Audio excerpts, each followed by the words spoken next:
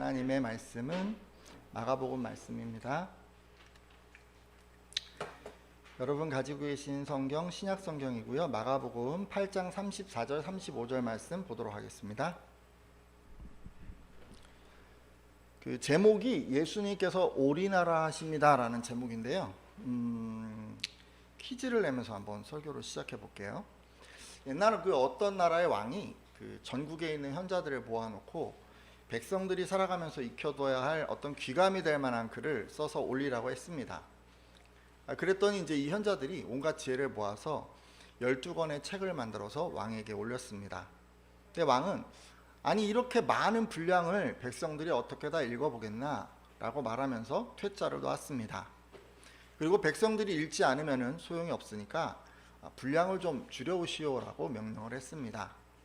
그래서 다시 이제 6권으로 줄이고 또 줄여서 이제 또 1권으로 줄이고 이렇게 이제 계속 줄여가는데도 왕은 계속 내용이 많다고 그렇게 얘기를 하는 겁니다. 그래서 이제 이 현자들이 12권의 그 책을 줄이고 또 줄여서 결국 한 장으로 만들었습니다. 자, 그러면 이번에는 왕이 만족했을까요? 12권의 책을 줄여서 이제 한 장으로 딱 요약을 했는데 그런데도 왕은 여전히 많다고 했습니다. 그래서 현자들이 이제 다시 모여서 아니 왕이 도대체 뭘 원하는 걸까 이제 토론을 하기 시작했는데요. 여러 가지 이런저런 토의를 이제 해본 끝에 양을 줄이라고 했으니 욕 한번 얻어먹을 각오로 사자성어를 하나 딱 만들어가지고 왕에게 이제 딱 이렇게 올렸습니다.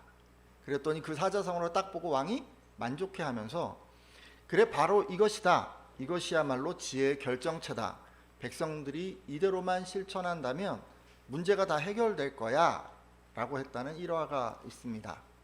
자, 그러면 이때 그 전국의 현자들이 만든 사자성어는 무엇이었을까요? 아시죠? 들어보셨죠? 무한으로 시작되는데 무한 도전은 아니고 무한 뭘까요? 잘 모르시겠어요? 이거 저기 그 사자성어 열심히 공부하는 친구가 오늘 안 왔네요. 그죠? 병찬이가 있으면 다 맞췄을 텐데. 무한불성입니다. 무한불성. 그러니까 이게 뭐냐면 땀을 흘리지 않으면 아무것도 이룰 수 없다. 뭐 이런 뜻의 사자성어예요. 그러니까 뭘 얻으려면 반드시 노력을 해야 된다. 뭐 이런 말이죠. 세상을 살아나가는데 공짜는 없다는 말입니다. 요행이나 남을 속이고 무엇을 얻어야 하는 생각을 버리고 항상 열과 성을 다해서 살아야 한다는 그런 말씀이죠. 이런 원칙은 사실 여러분 잘 알고 계시지 않습니까? 뭐 우리가 살다 보면 다 느끼는 것 같아요. 근데 이제 땀미기가 나왔으니 말인데 그 땀을 흘리면서 이제 운동하는 선수들 이런 분들에게는 이게 그냥 그대로 적용되는 것 같습니다. 여러분도 이제 손흥민 선수 좋아하실 텐데 이 선수의 그 시원한 킥이 있어요. 이렇게 탁 감아차면 이게 확 넘어서 이쪽 골포스트 딱 들어가잖아요, 그죠? 페널티 라인 모서리에서 드리블을 막 해오다가 감아차서 넣는 그런 골 여러분 보셨을 텐데 여러분 이 골이 거저 만들어진 게 아닙니다. 한겨레 신문의 김창근 기자에 의하면 손흥민 선수의 이 감아차기 슛은 패스로 들어오는 공의 어떤 그 처음 터치부터 시작해서 원하는 방향으로 컨트롤을 하고 그리고 슈팅까지 때리는 요 과정이 있잖아요. 요거를 무한 반복해서 얻어진 어떤 산물이라고 합니다. 실제로 이를 위해서 손흥민 선수는 그 나이가 한 18살 정도 됐던 그 해부터 뭐 매일매일 왼발 500번, 오른발 500번 이렇게 1000번씩 계속해서 매일매일 훈련을 했다고 합니다. 그러니까 여러분 우리가 시원하게 보는 이 손흥민 선수의 그 감아차기 말이에요. 그게 하루아침에 이루어진 게 아니에요. 오랜 시간 땀을 흘려서 이루어낸 것입니다. 그리고 뭐 김연아 선수도 마찬가지 아닙니까? 그렇죠? 이분이 뭐 재능만으로 피겨 퀸이 됐다라고 생각하는 그런 분들도 계신데 그게 아니고 여러분 TV조선의 그 강적들이라는 프로그램의 17회분을 보면 김연아 선수의 경쟁 상대였던 일본의 그 아사다 마오 선수가 주당 21시간 정도 연습하고 일본의 안도 미키 선수가 주당 28시간 정도 연습할 때 김연아 선수는 무려 8시간을 연습했다고 합니다. 그러니까 경쟁자들에 비해서 거의 2배 또는 2배 이상 이 정도 연습한 거 아닌가요? 이렇게 많은 땀을 흘렸기 때문에 탁월한 기량으로 또 피겨 퀸이 될 수 있었던 것입니다. 이런 사례들로 볼 때 무한불성이라고 하는 거 있죠. 그러니까 땀을 흘리지 않으면 아무것도 이룰 수 없다. 그런 원칙은 누구에게나 다 적용되는 것 같습니다. 신앙 안에서도 마찬가지예요, 여러분. 무한불성의 원칙은 우리들이 신앙생활하는 이 신앙생활 안에서도 그대로 적용됩니다. 지난 시간에 제가 그런 얘기 했잖아요. 하나님께서는 예수님의 고난과 죽음과 부활에 이 관심 가지고 계셨던 것처럼 성도들의 고난과 죽음 또 부활에도 관심을 가지고 계신다고 했습니다. 근데 여기서요, 여러분, 예수님이 고난 받으시고 또 죽음을 당하시는 그것 있잖아요. 그게 뭐예요? 예수 그리스도의 땀을 흘리는 거에 해당되는 거예요. 예수님께서 고난과 죽음이라고 하는 수고를 해주셨기 때문에 비로소 그분에게 부활의 영광이 있었던 것입니다. 그러니까 예수님의 삶에서는 고난과 죽음이 땀과 수고에 해당하고 또 부활이 그것에 의해서 얻어진 열매 또는 결실인 셈입니다. 이를 통해 우리는요, 하나님께서도 예수님의 삶에 이 무한불성의 원리를 적용하셨음을 알 수가 있습니다. 근데 참 안타깝게도 사람들 가운데는 땀을 흘리기 싫어하는 분들이 종종 계신 것 같습니다. 그러니까 수고하지 않고 열매를 얻으려 하고 땀을 흘리지 않고 결실을 얻으려고 하는 것입니다. 성경 속의 인물 중에서는 베드로가 그랬던 것 같아요. 베드로는 예수님께서 장로들과 대제사장들과 또 율법학자들에게 고난을 받고 죽임을 당했다가 3일 만에 다시 살아나야 할 그것들을 가르쳐 주셨는데 그때 어떻게 했어요? 예수님을 붙들고 강경하게 말렸습니다. 예수님께서 나는 하나님의 계획하심에 순종해서 고난과 죽음의 땀을 흘리고 부활의 결실을 얻겠다라고 이렇게 선언을 했는데도 극구 반대한 것입니다. 어느 정도로 강력하게 반대를 했냐면요, 마태복음 16장 22절을 보면 베드로는 주여 그리 마옵소서 이 일이 결코 주께 미치지 아니하리이다 라고까지 말했습니다. 여러분, 왜 베드로가 예수님의 죽음을 말렸나요? 예수님께서 고난과 죽음을 받지 않기를 바라서 그래서 말렸습니다.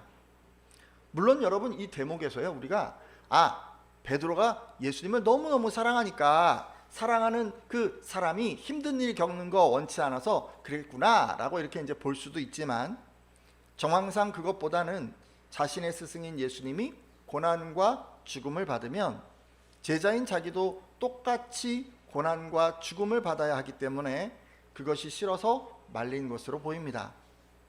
따라서 이런 베드로의 속마음을 감안한다면 마태복음 16장 22절은 주여 저는 그렇게 안 하겠습니다.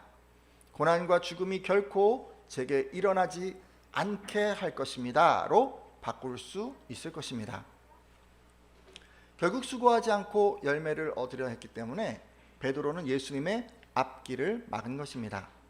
여러분 알고 계시지 않습니까? 예수님께서 고난을 받지 않으시고 죽임을 당하지 않으시면 어떻게 됩니까? 인류를 위한 구원 계획이 실행되지 않습니다. 그러면 큰일이죠. 이렇듯 베드로가 땀을 흘리지 않으려는 태도는 자칫 하나님의 구원 계획을 막을 수 있었습니다. 그러면 누가 좋아할까요? 사탄이 좋아하겠죠. 그래서였을까요? 예수님께서는 베드로를 책망하셨습니다. 마가복음 8장 33절을 보면 사탄아 내 뒤로 물러가라 내가 하나님의 일을 생각하지 아니하고 도리어 사람의 일을 생각하는도다라고 책망하셨습니다. 이 얘기는 베드로가 사탄이라는 얘기가 아니죠, 그렇죠? 지금 그가 이제 사탄에게 마음을 다 뺏겨서 사탄이 원하는 일을 하고 있다는 그런 말씀이에요. 지금까지 여러분 제가 잠깐 얘기를 드렸는데 들은 말씀을 생각하면서 좀 이렇게 돌아보셨으면 좋겠습니다. 혹시요 우리 안에 좀 땀을 흘리기 싫어하는, 수고하기 싫어하는 그런 마음, 그런 태도는 없으신가요? 베드로가 그랬던 것처럼 신앙생활하면서 좋은 것들은 취하려고 하는데 막상 마땅히 수고하고 희생해야 하는 그런 상황이 되면 땀 흘리는 것에 인색해지지는 않으십니까? 그래서 내 생각과는 달리 하다 보니까 하나님의 일을 맡기도 하고 또 사단을 기쁘게 한 그런 적은 없으신가요? 만일 그러하다면 우리도 예수님으로부터 사탄아 내 뒤로 물러가라, 내가 하나님의 일을 생각하지 아니하고 도리어 사람의 일을 생각하는도다라는 그런 책망을 들을 수도 있습니다. 따라서 오늘 함께한 분들은 이런 분들이 한 분도 없으시기를 바랍니다. 여러분, 예수님과 복음을 위해서요, 우리가 이제 수고해야 할 수가 있어요. 근데 그때 막 이렇게 주저하고 그러시면 안 돼요. 그냥 기회가 있잖아요. 그러면 내가 하나님께 봉사할 수 있는 기회구나, 내가 하나님을 기쁘게 할 수 있는 기회구나, 이런 마음을 가지고 이렇게 여러분이 가진 수고, 여러분의 그 땀을 아끼지 않기를 바랍니다. 지금까지 하나님께서는 땀을 흘려야 열매를 얻는다, 그 무한불성의 법칙을 예수님의 삶에 그 고난과 죽음과 부활의 형태로 적용하셨다고 했습니다. 하지만 이렇게 살고 싶지 않았던 베드로는 예수님의 앞길을 막았고, 그로 인해 예수님으로부터 하나님의 일보다 사람의 일을 생각한다고 책망을 들었다고 했습니다. 자, 그럼 여러분, 베드로는 왜 이렇게 됐을까요? 왜 이렇게 밖에는 행동할 수 없었을까요? 그가 이렇게 된 원인은 무엇일까요? 그리고 이것에 대한 해결 방안은 혹시 없을까요? 그 뒤에 이어지는 말씀을 통해서 그 부분을 조금 더 생각해 보려고 합니다. 먼저 베드로가 이렇게 된 원인을 한번 살펴보도록 하겠습니다. 마가복음 8장 35절인데요. 뒤에 말씀 나오나요? 마가복음 8장 35절 말씀 같이 한번 읽겠습니다. 시작. 누구든지 자기 목숨을 구원하고자 하면 잃을 것이요, 누구든지 나와 복음을 위하여 자기 목숨을 잃으면 구원하리라. 아멘. 자, 여러분, 이 말씀은 누구든지 자기 목숨을 부지하려고 고난을 외면하면 그는 영원한 생명을 얻지 못할 것이고, 예수님과 복음을 위하여 고난을 받다가 목숨을 잃으면 영원한 생명을 얻게 될 것이라는 그런 말씀입니다. 근데 실제로 그랬어요, 여러분. 초대교회 당시에는 어땠냐면요, 예수를 믿으면 박해를 받고 목숨까지 잃었어요. 순교를 했어요. 그렇기 때문에 당시 신앙을 가졌던 그런 성도들에게는 이 말씀이 딱 들어맞는 말씀이었습니다. 그때는 목숨을 걸지 않으면 예수님을 믿을 수 없었기 때문이죠. 하지만 우리는 그런 상황은 아니지 않습니까? 우리는 신앙생활하는 것에 아무런 제약을 받지 않습니다. 그래서 이 말씀을 문자적으로 적용하는 데는 좀 한계가 있는 것 같아요. 다만 이 말씀에서 우리는 한 가지 원리를 생각해 볼 수 있습니다. 그러니까 바로 예수님과 복음을 위해서 내가 가진 모든 것을 쏟아부어야 한다는 그런 이야기죠. 제가 이거를 좀 어떻게 표현을 해봤냐면요, 올인이다, 이렇게 이제 한번 생각을 해봤어요. 올인, 내가 가진 것을 예수님께 탁 드리는, 또는 투자하는, 이런 거죠. 근데 예수님께서 생각하시는 올인이 우리가 생각하는 올인과 조금 다르다는 느낌이 있습니다. 일단 우리가 생각하는 올인은 뭐냐면요, 베드로가 한 거랑 좀 비슷해요. 그러니까 베드로는 여러분 정말 많은 걸 버렸어요. 그는 예수님을 따르기 위해서 집도 버리고 형제도 버리고 자매도 버리고 어머니도 아버지도 자식도 가진 거 전토 배 다 버리고 그리고 예수님을 쫓았어요. 생각해보면 베드로처럼 많은 걸 버린 사람도 없을 것 같아요. 그죠? 자기가 가지고 있는 모든 관계 그리고 모든 소유, 이걸 다 내려놓고 예수님을 따랐습니다. 그렇죠? 이게 뭐예요? 대부분 사람들이 생각하는 올인이에요. 올인. 여러분도 그렇게 생각하시죠? 이 정도면 다 쏟아부은 거 아닌가요? 네, 여러분, 근데요, 예수님이 생각하시는 올인은 이것과는 다른 것 같습니다. 어떻게 다를까요? 우리는 누가복음 14장 26절에서 이것을 확인할 수 있습니다. 자, 같이 한번 읽어볼까요? 누가복음 14장 26절 말씀인데요, 무릇 내게 오는 자가, 같이 한번 읽겠습니다. 시작. 무릇 내게 오는 자가 자기 부모와 처자와 형제와 자매와 더욱이 자기 목숨까지 미워하지 아니하면 능히 내 제자가 되지 못하고. 아멘. 자, 여기 이제 미워한다는 표현이 나왔는데 이게 좀 오해를 피하기 위해서 잠깐 설명을 드리려고 합니다.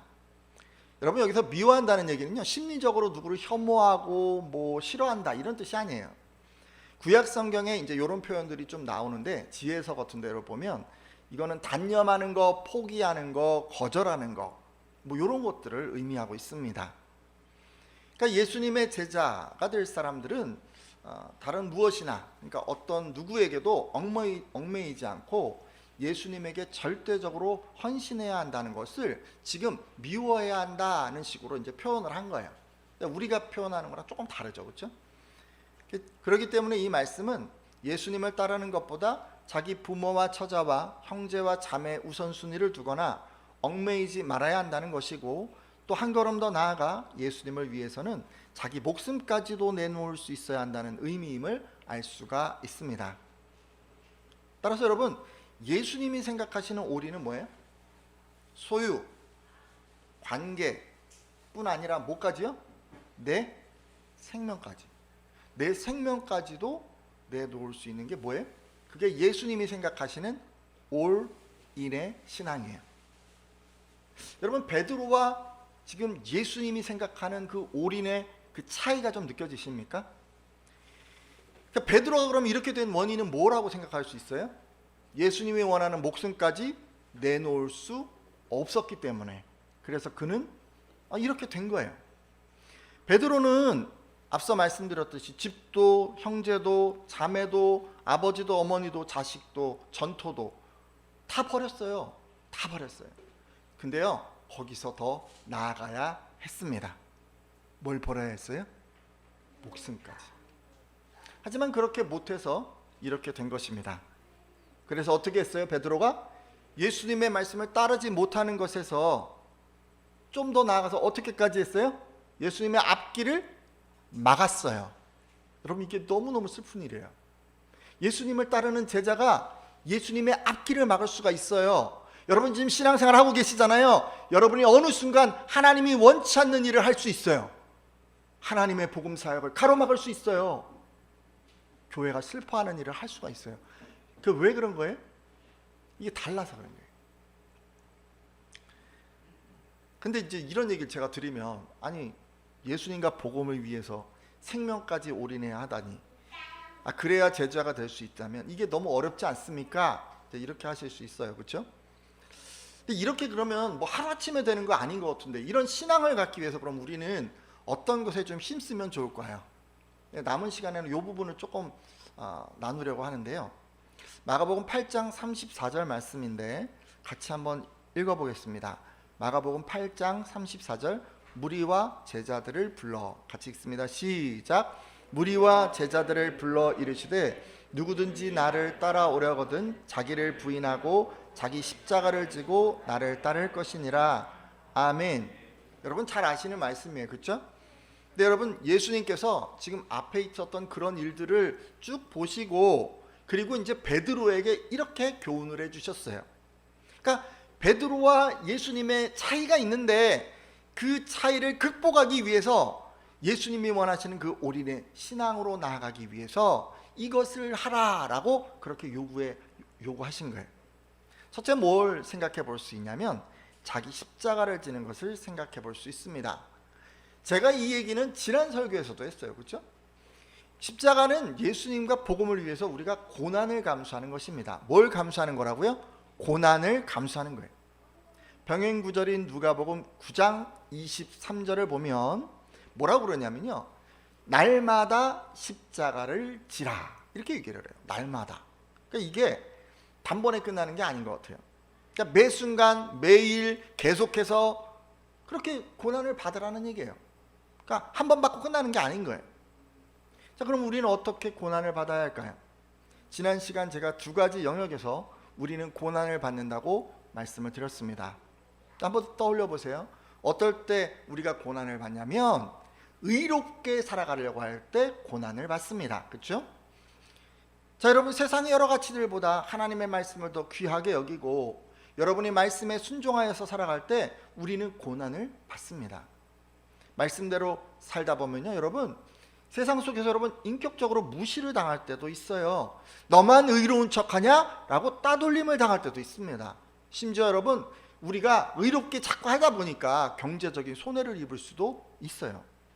근데 이게 다 뭐예요? 다 십자가를 지는 것에 해당합니다. 믿으십니까? 근데 다만 여러분, 이걸요 그냥 한 번 하고 끝나는 게 아니라 그냥 매일의 삶에서 매 순간 여러분 이렇게 사셔야 하는 거예요. 오늘 함께한 예배자들 중에는 이런 분들 혹시 계십니까? 과거를 딱 떠올리면서 맞아, 내가 학생 때는 그랬지, 내가 청년 때는 그렇게 막 열심히 하느라 내가 고난을 받았었어, 막 이렇게 이제 얘기하는 분들, 그런 간증거리 많은 분들 계실 수 있어요. 여러분, 하지만 여러분, 그게요, 지금 이 본문에서 십자가를 지는 건 아닙니다. 그건 그냥 옛날 일이잖아요. 과거 일이잖아요. 근데 지금 본문엔 뭐라고 그래요? 날마다 자기 십자가를 지라고 하십니다. 날마다. 그러니까 여러분, 바로 지금 이 순간에 말씀대로 살려고 애를 쓰고 계셔야 하고, 그것으로 인해서 뭔가 고난을 받고 있어야 하는 것입니다. 십자가는 뭐예요? 과거의 삶에 있는 게 아니에요. 십자가는요, 현재의 삶에 있는 거예요. 매일의 삶에 져야 하는 것입니다. 그리고 한 가지 더 말씀드렸죠. 복음을 전할 때도 우리는 고난을 받는다고 했습니다. 주변 사람들에게 예수 그리스도를 소개할 때 우리는 어려움을 만납니다. 여러분, 복음 얘기하면, 복음을 전하잖아요. 그러면 사람들이 불편해해요. 그걸 뭐 좋아하질 않아요. 사람들은 보통 어떤 얘기를 듣고 싶어요? 자기가 듣고 싶은 얘기. 너 참 슬림해졌다. 오늘 왜 이렇게 젊어 보이니? 오랜만에 봤는데도 뭐 그렇구나. 뭐 패션이 괜찮아. 이런 얘기 듣고 싶어 하지, 뭐 예수 그리스도가 십자가, 뭐 네가 죄인이야. 아니, 이런 얘기를 듣기 싫어한다니까요, 여러분. 그냥 듣기 싫어요, 그런 얘기. 근데 여러분은 막 그런 마음 있잖아요. 그래도 그리스도를 소개해서 내 친구가 구원받았으면 좋겠어, 내 부모가 구원받았으면 좋겠어, 그런 안타까움이 있기 때문에 여러분 자꾸 얘기를 하는 거예요. 그렇죠? 근데 여러분 자꾸 이러면 막 얘가 왜 자꾸 얘기를 하나, 이제 관계가 좀 멀어질 수도 있고, 또 게다가 여러분, 예수 그리스도의 그 십자가 부활 사건은 그냥 지어낸 이야기야, 그냥 신화야, 이렇게 생각하는 사람들도 있어요. 근데 이런 사람들에게 자꾸 얘기하면은요, 여러분은 어떻게 생각하냐면, 이 사람이 좀 이상하다, 이성적이지가 않네, 참 많이 배웠다고 생각했는데 합리적이고 논리적인 사람이 아닌 것 같아, 존재하지도 않는 것 같은 그 신을 의지한다고 하니 참 한심하네, 이런 식으로 여러분 생각합니다. 자, 이런 게 다 뭐예요? 그분들이 여러분에게 이렇게 생각하고 여러분이 이렇게 노력하는 이 모든 과정이 뭐예요? 복음을 전할 때 겪는 고난이에요. 여러분, 이런 고난이 여러분의 매일의 삶에, 그 삶에서 있어야 한다고 예수님이 지금 말씀하고 계신 거예요. 자, 그럼 두 번째 한 가지 더 생각해 볼게요. 자기를 부인한다는 얘기를 했습니다. 여러분, 부인은 어떤 뜻입니까? 뭐 헬라어로는 뭐 아파르네 오마이, 뭐 이런 식의 뭐 단어를 사용했는데 뜻이 여러 가지가 있어요. 그 여러 가지 뜻 중에서 영단어의 그 deni라고 하는 단어의 뜻으로 성경이 번역을 했습니다. 그러니까 자기를요 부정하는 거예요. 자기를 부정하는 거예요. 자, 그러면 자기를 부정한다고 하는데 이게 도대체 어떻게 하는 것일까요? 잠시 한번 이 부분 생각해보고 오늘 말씀을 마치려고 합니다. 여러분, 자기를 부인한다. 우리 안에는요, 선한 것도 있고 악한 것도 있어요. 맞습니까? 여러분 안에 있는 악한 것들은 대부분 언제 드러났습니까? 예수님을 만나고 회개하는 그 과정에서 여러분 안에 있었던 그 악함이 다 드러났습니다. 그리고 또 버려지기도 했어요. 우리는 예수를 구세주로 영접할 때 지난 죄를 알게 되었고 그것을 참회했습니다. 그리고 그 후에도 명백히 죄라고 여겨지는 것들을 발견하면 우리는 슬퍼하고 안타까워하면서 그것들을 돌이키고 회개를 합니다. 여러분, 이렇듯요, 악한 것, 그것에 대해서 여러분 부정하는 것은 그렇게 어려운 게 아닌 것 같아요. 왠지 알아요? 뭐가 악한지 딱 보면 그냥 보이니까 그냥 그게 그냥 힘들지가 않은 거예요. 하지만 여러분, 수없이 여러분 회개하는 그 가운데서도 여러분 안에 있는 선한 것들, 아니요, 제가 좀 다르게 표현해 볼까요? 선해 보이는 것들은 버려지지 않았습니다. 예를 들어 여러분, 부모님 말씀에 철저히 순종하는 그런 자녀가 있다고 가정을 해 볼게요. 얼마나 아름답습니까? 근데요, 그 동기가 부모님의 관심을 동생으로부터 뺏어오기 위한 어떤 이기적인 이유였다면 여러분, 그게 뭐 다 좋다고는 생각이 안 들어요. 그렇죠? 이웃에게 너무너무 친절하게 대하는 성도가 있어요. 근데 그게 그대로 유지가 됐겠죠. 누구나 다 그거는 선하다고 생각을 합니다. 네, 여러분 그렇게 한 이유가 뭔가 이득을 취하기 위해서, 뭔가 내가 뭘 팔기 위해서, 뭐 이런 식의 이유 때문에 내가 그렇게 한 것이라면, 그러면 그 의도까지 선하다고는 생각하기가 쉽지 않습니다. 표면적으로는요 참 선해 보여요. 그냥 아무 흠잡을 데가 없어요. 그러면 우리는 그것을 선하다고 생각을 합니다. 하지만 잘 생각해 보세요. 숨어있는 의도는 선하다고 하지 못할 수도 있습니다. 따라서 이런 것들은 반드시 여러분 말씀 안에서 고쳐지셔야 됩니다. 하나님 안에서 숨겨진 악한 의도를 교정해야 하는 것입니다. 근데 이게요 찾아내기가 쉽지가 않아요. 왜냐하면 내가 이미 그것들을 선하다고 규정하고 많은 사람들이 너의 그런 행동, 너의 그런 마음, 너의 그런 말투, 모든 것 다 착한 거야 라고 사람들이 얘기를 했기 때문에 내가 그것을 의심하지 않는 거예요. 또 어떤 것은 뭐 오래된 상처 때문에 남은 것도 있고, 어떤 건 잠재의식 때문에 그 안에 들어가 있는 것도 있고, 어떤 것은 잘못된 가치관으로 인한 것도 있는데, 이게 막 숨겨져 있기 때문에 우린 도무지 이걸 알 수가 없어요. 따라서 이런 것을 교정하려면 내 안에 선한 것들까지도 다 끄집어내야 됩니다. 여러분 다 끄집어내세요. 그리고 그것을 어디에다 비춰봐야 돼요? 말씀 앞에.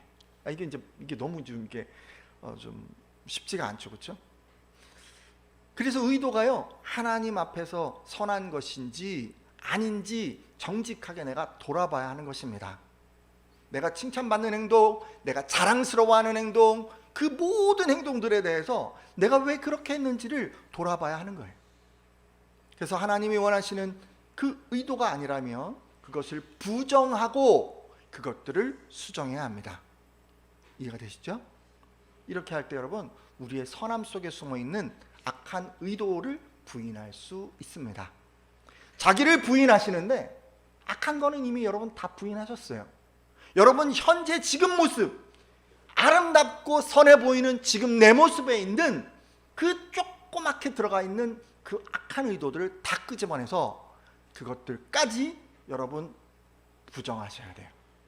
그래야 무엇이 바뀌는 겁니까? 여러분의 인격과 신앙이 바뀌는 거예요. 지금 이 상태로는요 바뀌지 않습니다.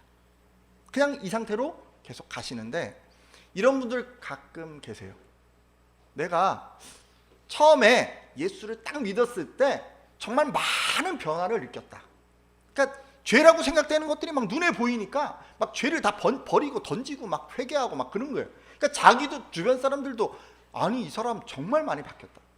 근데 어느 순간인가 내가 멈췄는데, 이 멈춘 게 모든 죄에서 내가 자유해졌기 때문에 멈춘 거냐, 아니면 내가 더 이상 죄를 찾지 못해서 멈춘 거냐, 우리 곰곰이 생각해 봐야 합니다. 여러분 제가요 자기를 부인하는 거를 조금 더 말씀드렸는데 뭐 다른 게 없어요. 말씀을 깊이 묵상하는 가운데 자기 자신을 비춰봐야 돼요. 뭘 비춰보는 거예요? 행동과 태도를 보는 게 아니라 숨은 의도를 보는 거예요. 하나님 때문에, 사랑 때문에 내가 이걸 하고 있는가를 돌아보셔야 돼요. 이제 말씀을 맺고 기도하려고 합니다. 제가 하나님께서는요 무한불성의 원리로 구원을 이루어 가신다고 했어요. 혹시 땀을 흘리지 않고 결실을 얻으리라 생각하면서 그렇게 신앙생활했던 분 계시다면 속히 돌이켜 주시고, 이후로는 땀을 흘리며 수고하는 것에 힘쓰겠다고 결단해 주십시오. 그리고 예수님을 위해서 목숨까지 내어놓는 그런 신앙을 갖기 위해서는 자기 십자가를 지고 자기를 부인해야 한다고 했습니다. 혹시 고난받는 것을 주저했던 분들은 돌이켜 주시고 매일의 삶에서 복음을 전하고 의롭게 살겠다고 결단해 주십시오. 그리고 방금 말씀드렸듯이 말씀에 비춰봄으로 숨어있는 악한 의도까지 부인하겠다고 결단해 주십시오. 이렇게 기도하는 분들마다 목숨까지 드리는 올인의 신앙인이 되리시리라 믿습니다.